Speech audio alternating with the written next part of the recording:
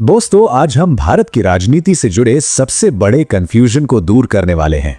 लोकसभा, राज्यसभा, विधानसभा, विधान परिषद, ये नाम सुनकर उलझन होती है ना। चलिए आज इसे इतने सरल तरीके से समझते हैं कि ये नाम फिर कभी आपस में नहीं उलझेंगे। हाँ, ये सारे नाम अक्सर एक दूसरे में मिल जाते हैं और ये समझना थोड़ा मुश्किल हो जाता है कि आखिर किसका क्या काम है। ये एक बहुत ही आम उलझन है, तो चिंता की कोई बात नहीं। बस अगले कुछ मिनट मेरे साथ बने रहिए और मैं वादा करता हूं कि सब कुछ शीशे की तरह साफ हो जाएगा। हम इसे इस तरह से समझेंगे कि ये बातें दिमाग में बैठ जाएंगी हमेशा के लिए। तो इस पूरे सिस्टम को समझने के लिए सबसे पहली और सबसे जरूरी बात को पकड़ते हैं। देखिए, भारत की जो विधायी प्रणाली है वो दो मुख्य स्तरों पर काम करती है। एक है राष्ट्रीय स्तर, जिसे हम केंद्र सरकार कहते हैं, और दूसरा है राज्य का स्तर। बस यही बुनियाद है। ये जो चार नाम हम बार बार सुनते हैं ना, वो इन्हीं दो स्तरों में बटे हुए हैं। दो सदन केंद्र में है, लोकसभा और राज्यसभा, और ठीक वैसे ही दो सदन राज्य स्तर पर हैं, विधानसभा और विधान परिषद। मतलब दो सेंटर में, दो स्टेट में। ये ढांचा ही पूरी व्यवस्था की चाबी है। ठीक है, तो चलिए एक एक करके समझते हैं। सबसे पहले बात करते हैं राष्ट्रीय संसद की और इसके दोनों सदनों को जरा करीब से देखते हैं। पहला है लोकसभा, जिसे लोगों का सदन या लोअर हाउस भी कहते हैं। इसका नाम ही सब कुछ बता देता है। लोगों का सदन मतलब इसका सीधा सीधा संबंध देश की आम जनता से है। हम और आप जैसे लोग सीधे वोट देकर अपने प्रतिनिधियों को चुनते हैं और वो यहां बैठते हैं। इसीलिए इसे हाउस ऑफ द पीपल भी कहा जाता है। इसके सदस्यों को हम सांसद या एमपी यानी मेंबर ऑफ पार्लियामेंट कहते हैं। अब दूसरी तरफ है राज्यसभा, जिसे राज्यों की परिषद या अपर हाउस कहते हैं। यह पूरे देश का नहीं बल्कि अलग अलग राज्यों का प्रतिनिधित्व करती है, इसीलिए इसका नाम है राज्यों की परिषद। इसके सदस्य सीधे जनता द्वारा नहीं चुने जाते, बल्कि राज्यों के जो विधायक होते हैं ना, वो इन्हें चुनते हैं। इसके सदस्य भी सांसद या एमपी ही कहलाते हैं। अब इन दोनों सदनों के बीच का अंतर समझना बहुत जरूरी है। देखिए, लोकसभा का कार्यकाल होता है 5 साल का और इसे समय से पहले भंग भी किया जा सकता है, इसीलिए ये एक अस्थायी सदन है। वहीं राज्यसभा एक स्थायी सदन है, ये कभी भंग नहीं होती। इसके सदस्यों का कार्यकाल 6 साल का होता है।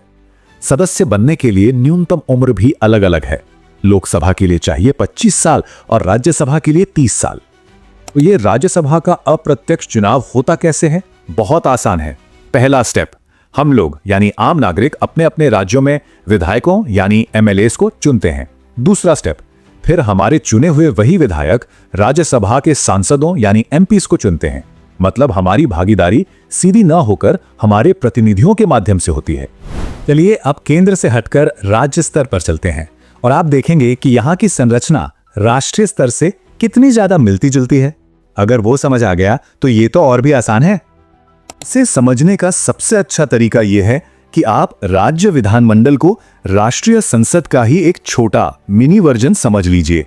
ये एनालॉजी इसे याद रखना बहुत ही आसान बना देती है। अब देखिए, ये समानांतर संरचना कितनी साफ है।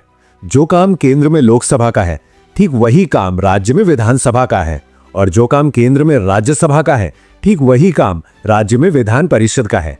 एकदम मिरर इमेज की तरह। लेकिन हाँ, यहां एक जरूरी बात ध्यान देने वाली है। विधानसभा तो भारत के सभी राज्यों में है, ये कंपलसरी है। लेकिन विधान परिषद जो राज्यसभा की तरह है, वो हर राज्य में हो ये जरूरी नहीं है। अभी की बात करें तो ये सिर्फ 6 राज्यों में है: बिहार, महाराष्ट्र, कर्नाटक, आंध्र प्रदेश, तेलंगाना और उत्तर प्रदेश। और देखिए, यहां भी सब कुछ वैसा ही है। राज्य के इन दोनों सदनों की खासियतें बिल्कुल अपने नेशनल काउंटरपार्ट्स जैसी हैं। विधानसभा का कार्यकाल 5 साल का अस्थायी है, बिल्कुल लोकसभा की तरह, और विधान परिषद का कार्यकाल 6 साल का स्थायी है, बिल्कुल राज्यसभा की तरह। न्यूनतम उम्र की शर्तें भी वही हैं, विधानसभा के लिए 25 और विधान परिषद के लिए 30 साल। पैटर्न एकदम सेम है। अच्छा, तो अब तक हमने जो भी अलग अलग समझा है उसे एक साथ रखकर देखते हैं। चलिए इन चारों सदनों की एक मास्टर चार्ट पर तुलना करते हैं ताकि पूरी पिक्चर एक बार में क्लियर हो जाए। ये टेबल एक तरह से इस पूरी बातचीत का निचोड़ है। देखिए पैटर्न कितना साफ है। एक टीम है लोकसभा और विधानसभा की, दोनों में डायरेक्ट चुनाव, 5 साल का कार्यकाल और दोनों अस्थायी, दूसरी टीम है राज्यसभा और विधान परिषद की। दोनों में इनडायरेक्ट चुनाव, 6 साल का कार्यकाल और दोनों स्थायी। सदस्यों के नाम भी याद रखना आसान है। केंद्र में एमपी और राज्य में एमएलए या एमएलसी। और हां, सरकार का मुखिया, लोकसभा में बहुमत दल का नेता प्रधानमंत्री बनता है और विधानसभा में बहुमत दल का नेता मुख्यमंत्री। अब एक बहुत ही लॉजिकल सवाल उठता है कि भाई राष्ट्रीय और राज्य दोनों स्तरों पर ये दो सदन बनाने की जरूरत ही क्या थी? एक से काम नहीं चल सकता था? असल में इसका उद्देश्य है शक्तियों का संतुलन बनाना। निचला सदन यानी लोकसभा या विधानसभा सीधे जनता की आवाज है, जो लोकतंत्र के लिए सबसे जरूरी है। लेकिन जो उच्च सदन है यानी राज्यसभा या विधान परिषद, वो एक तरह से सेफ्टी वॉल्व की तरह काम करता है। वो ये पक्का करता है कि कोई भी कानून जल्दबाजी में पास ना हो जाए। यहां विधेयकों पर दोबारा विचार होता है, गहराई से बहस होती है। यही सिस्टम कानून बनाने की प्रक्रिया में एक मजबूत चेक्स एंड बैलेंसेस यानी नियंत्रण और संतुलन बनाता है। तो अब जब ये पूरी संरचना समझ आ गई है, तो मैं एक सवाल के साथ इस बातचीत को खत्म करना चाहूंगा।